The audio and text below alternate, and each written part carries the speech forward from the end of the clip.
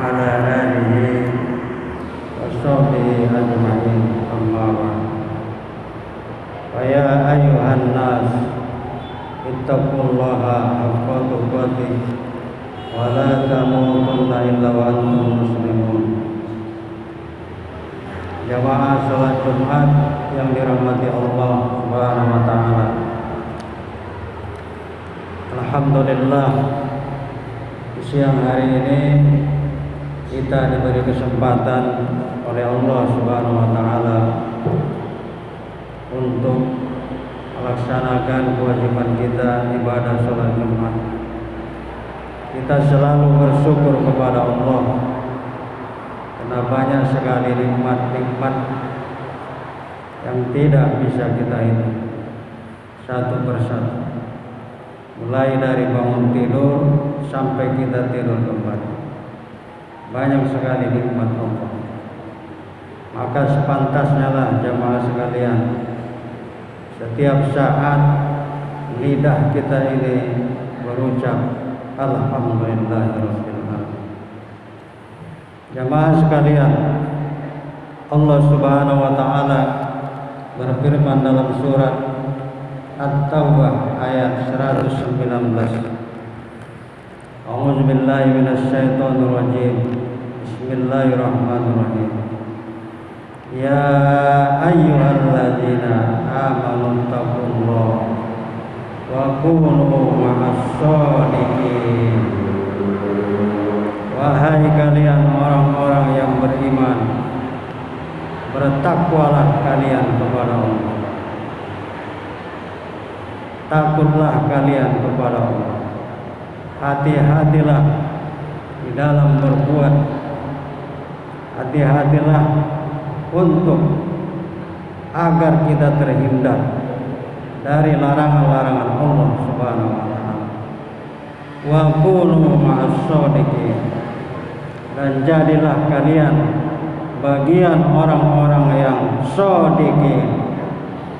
Shodiqin jamaah sekalian artinya adalah kelompok orang-orang yang berperilaku baik. Orang-orang yang berperilaku baik, yang bertingkah baik, atau bisa juga dikatakan orang-orang yang jujur dalam keseharian. Shodiqin jamak dari shodiq. Maka kejujuran atau perilaku yang baik disebut dengan as-sidq. Lawan katanya adalah al-kazib. Kazib adalah orang yang tidak berperilaku baik, orang yang berperilaku senonoh, berperilaku jelek, berperilaku brutal, pembohong, tidak amanat dan sebagainya. Orang yang tukang berdusta itu disebut kazib. Kazibun. Kalau tadi shodiqun, sekarang kazibun. Maka dulu ada seorang yang suka memalsukan hadis, berkata bohong, tidak benar, maka dia diberi gelar Al-Kazzab. Al-Kazzab adalah orang yang suka berbohong, yaitu memalsukan hadis Nabi kita Muhammad sallallahu alaihi wasallam. Maka dia diberi nama Musailamah Al-Kazzab. Jamaah sekalian sidang Jumat yang dirahmati Allah Subhanahu wa taala. Nabi kita Muhammad sallallahu alaihi wasallam bersabda, "Innas sidqa yahdi ilal bir wa innal birra yahdi ilal jannah." Sesungguhnya perilaku yang baik, kejujuran akan membawa seseorang ke dalam surganya Allah Subhanahu wa taala. Wa innar rajula la yasduqu hatta yuktaba indallahi siddiqan. Dan seseorang apabila dia berperilaku baik, bersikap jujur, maka Allah menulisnya sebagai seorang yang siddiq. Siddiq itu adalah orang yang baik, orang yang jujur di dalam kehidupannya. Maka dia dimasukkan oleh Allah Subhanahu wa taala kelompok orang yang shodiqin tadi jamaah sekalian. Sebaliknya Rasulullah melanjutkan hadisnya tadi, wa innal kaziba yahdi ilal fujur. Sesungguhnya sikap berbohong, berdusta akan menyeret seseorang ke dalam kecurangan jemaah sekalian. Maka kecurangan lahir akibat kebohongan. Banyaknya kecurang karena diawali dengan kebohongan.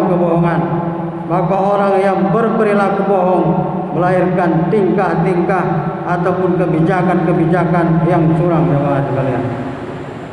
Wa innal fujura yahdi ilan nar. Dan orang yang berperilaku dusta tadi, melakukan kecurangan, akan diseret, digiring ke dalam api nerakanya Allah Subhanahu wa taala. As-sidqu tuma'ninatun wal kazibu ribatun. Sifat jujur jamaah sekalian, berperilaku baik akan melahirkan ketenangan di dalam jiwa seseorang. Sebaliknya, perilaku pembohong tadi, kecurangan tadi akan menimbulkan keresahan di dalam hati. Maka jamaah sekalian, orang yang suka berbohong, berdusta, tidak akan tenang hidupnya. Sampai kapanpun dia akan gelisah, selalu gelisah. Kelihatan dari lahiriahnya dia tenang, dia baik-baik saja, tapi kita tidak tahu sebenarnya dia tidurnya tidak nyenyak, makannya tidak nikmat, hatinya tidak tenang. Maka jangan heran jamaah sekalian kalau banyak di antara kita orang-orang yang tiba-tiba sakit, stres, tekanan darahnya tinggi, tiba-tiba stroke, karena pikirannya meninggi, tensinya meninggi, hatinya tidak tenang. Nauzubillah min dzalik. Semoga kita jamaah sekalian yang ada di sini dihindarkan oleh Allah Subhanahu wa taala dari hal-hal yang kita sebutkan tadi.